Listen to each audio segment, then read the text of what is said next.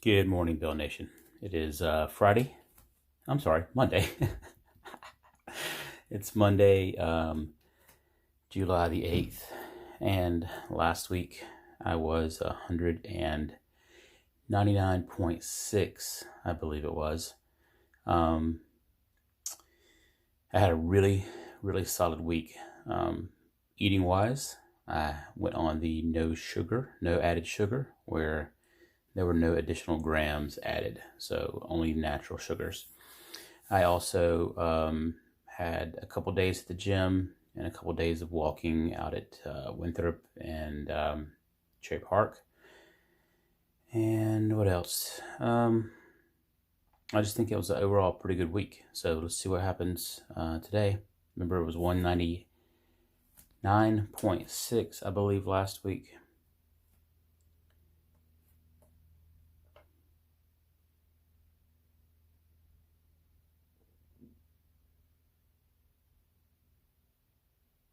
Wow. I'm gonna try that again. That can't be right. Let's try it again. Let's reposition this this scale to make sure it's in the flat level spot.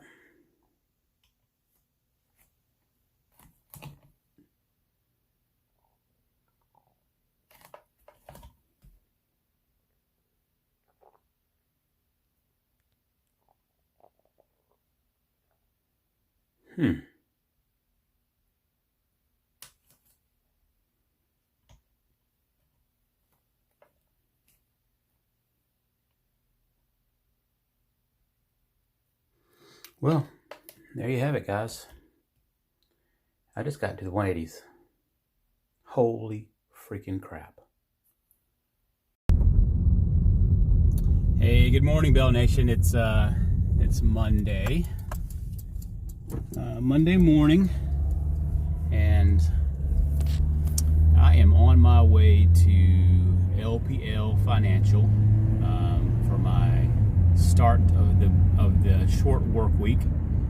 I am heading down to Columbia tomorrow to catch a flight out to Kansas City, Missouri, and then catching a car out to Emporia, Kansas, to watch my son compete in the World Disc Golf Championships, Junior World Disc Golf Championships. I'm very excited about the opportunity to get to go see him. And but I wanted to share something with you guys this morning because I think it's pretty huge news. I'm going to be posting, or I may have already by this point in time posted, a video of my morning weigh-in. It's the first weigh-in I've done on camera in a while, and it's very limited in terms of what I show because the bedroom was just not clean. So I'm just showing you basically the scale as I commentate. But it's the first time that I've gotten below 190 in, God, I can't even tell you the last time that was. It's probably been at least 10 years before I've been below 190, maybe more than that.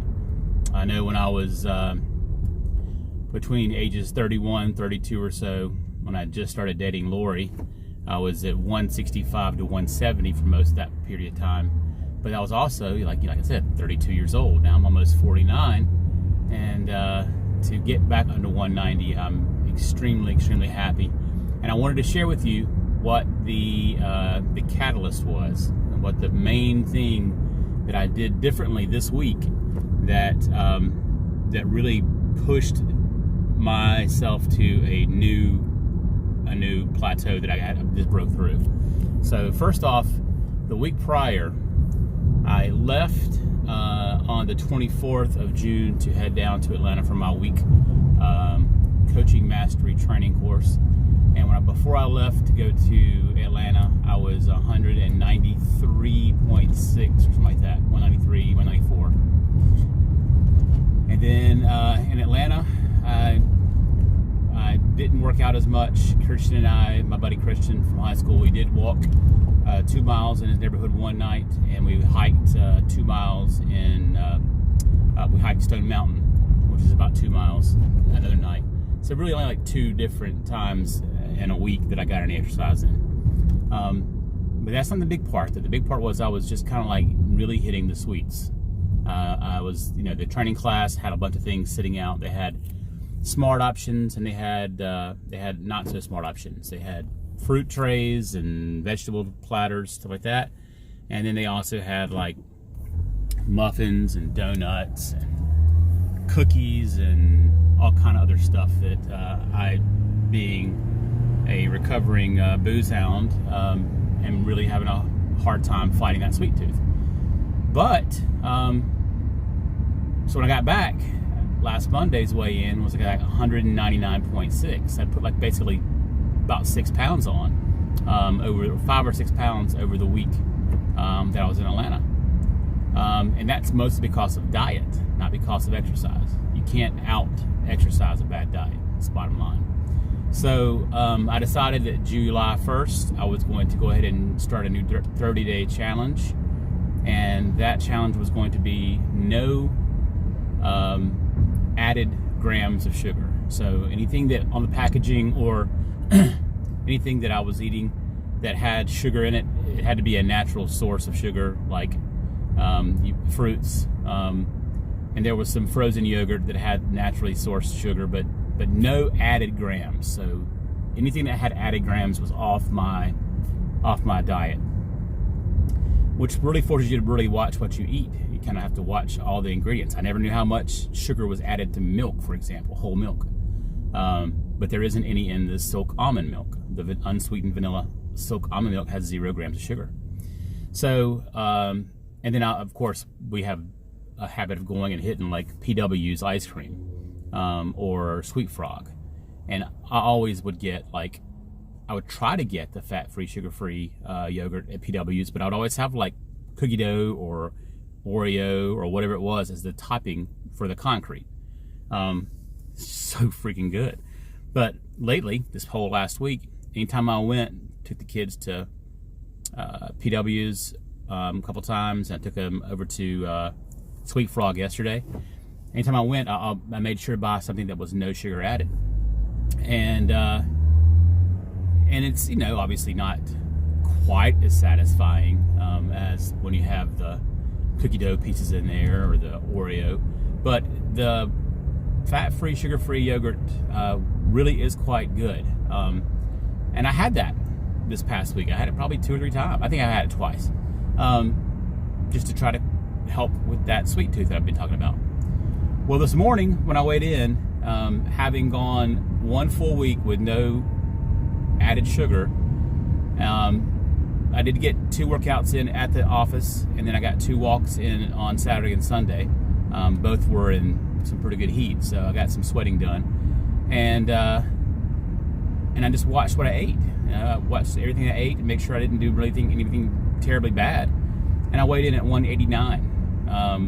So I broke that plateau. Actually, it was 189 the first time, and then I weighed in again. I was at 186. So I'm not really sure which one. I'm gonna go with 189. I'm gonna go with the higher number, just so I won't feel like I cheated myself if I go back up to 189. But either way, that's a 10-pound difference from last Monday, just by cutting out sugar, the added grams of sugar. And that's because your body uses the sugar as fuel, and when you don't have that in your system, your body has to burn fat. It's just common sense. It's not rocket surgery, right? So anyways, that's I wanted to share that with you guys. It's going to be a great freaking Monday. I'm already psyched about it. One of the things I've been doing a lot of is I've been doing like an apple and do a little the core cutter thing where it breaks it into little slices, and then dipping that apple into the natural organic peanut butter. Not the stuff that you see like Jif that has sugar added, but it's the natural peanut butter that has no sugar added, has a little bit of that oil on top. You've got to kind of mix it in. They've got some of that pretty much in any grocery store you go to. I found it at Harris Teeter and at Publix, and it's I think it's by one of the main apple company peanut butter company brands. So it's not like it's like some kind of specially made high end price, because you can get the almond butter, which is like $12 for a jar that big. I'm not doing that, but it's like Jif or not Smucker's. I don't remember. It didn't really matter, but it's the stuff that has the oil on top, and you have to mix it in. Just make sure it says no sugar added or zero sugars, and then dip your apple in that. It's fantastic. It's really good. It's really satisfying. It's high in fiber. and it has the protein from the peanut butter. So it's really a great snack. So I've been kind of relying on that a lot this week. So anyway, have a good day. I hope you guys have a fantastic Monday. It's beautiful out here. It's already 82 degrees. And just remember to believe in yourself, achieve, inspire, and lead. It is the Bell philosophy. It is what we do. And let's live it, learn it, and love it, baby. Peace.